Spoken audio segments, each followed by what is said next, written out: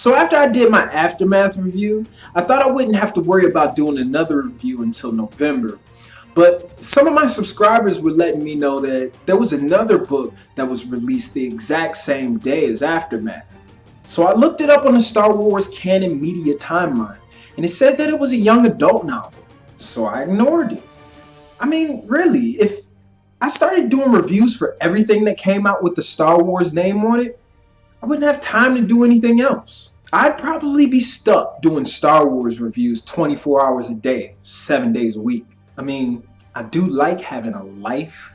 Well, by the end of October, I heard so much about it and so many subscribers requested for me to review it that I just couldn't resist. So today's review is about Star Wars Lost Stars, written by Claudia Gray and released on September 4th, 2015. This book takes place from the end of the Clone Wars all the way to about a year after the Battle of Endor. It follows the lives of our two main characters, Ciena Ree and Thane Kyrell. I like to call this the Star Wars version of The Notebook. Except, nobody's gonna be crying or tearing up.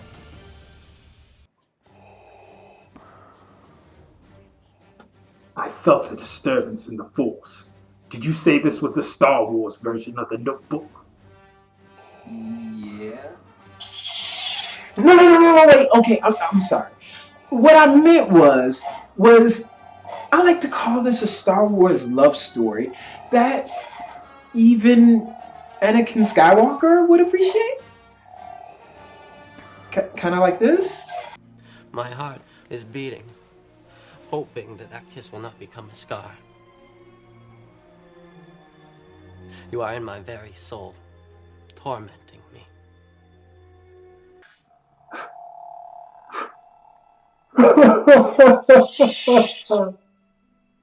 I miss Batman. Oh man, yeah, bro. I totally feel your pain, and I think this is a really good opportunity to have a little chat with your master all about it. Yeah, I think it'll do some good. Oh, maybe you're right. It will probably help. Oh yeah, man. You go on and get out of here and have a long talk with your master. I mean, I'm sure he's perfectly willing to sit down and listen to you and understand all your feelings. Okay. Yep. Later, Vader. Thank you. Jeez.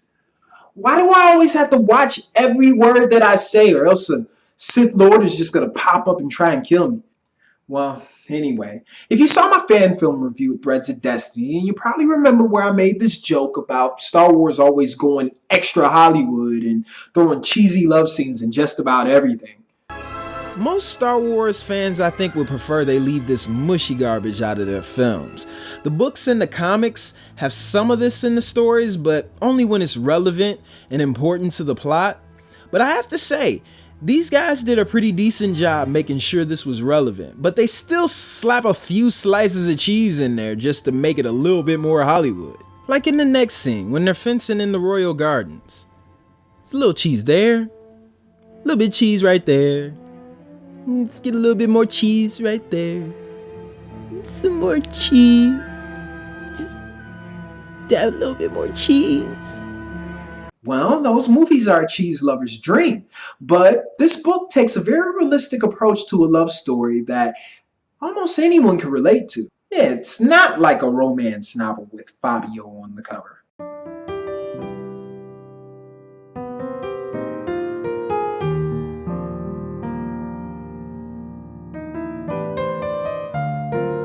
Okay, that's enough of that.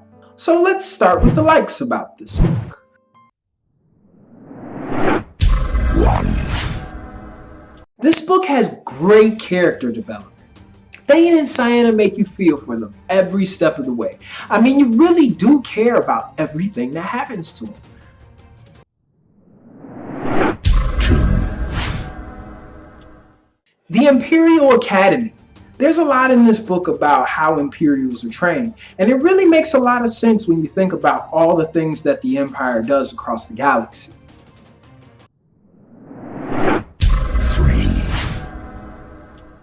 Tarkin, Vader, and the Emperor. We get relevant cameos from these three characters, which makes for a great story with different perspectives. 4, Alderaan and the Death Star. We get a chance to view the destruction of Alderaan in the first Death Star and the reconstruction of the second Death Star, all from the Imperial perspective.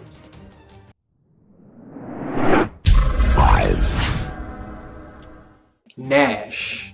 He's actually an Imperial soldier from Alderaan, and we get a chance to kind of see how the Empire uses propaganda to brainwash their soldiers. 6, Imperial and Rebel points of view. Viewing this war from the eyes of both the Imperials and the Rebels brings a lot of perspective to the Star Wars universe, and it also adds to its complex nature. And now for the dislikes. 1, Thane and Ciena never decide to date other people.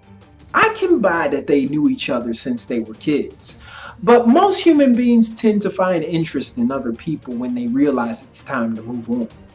I guess that would just make for a longer and more complicated story. 2, The end could have been better. It wasn't a terrible ending, and I understand that their story may not end here, but I just wish that they made it a little bit more epic. So those are all my likes and dislikes. Well, what's my verdict then? Well, I give this book an A. This is definitely one of my favorite books so far, but I'll make a countdown of all my favorite canon novels soon enough. I truly enjoyed this book, and I want to give it a few rereads for sure. Well, I hope you liked this review, and I think I'm going to go check on Vader right now. Hopefully, Sidious isn't trying to kill him for being a whiny baby. Anyway, thanks for watching.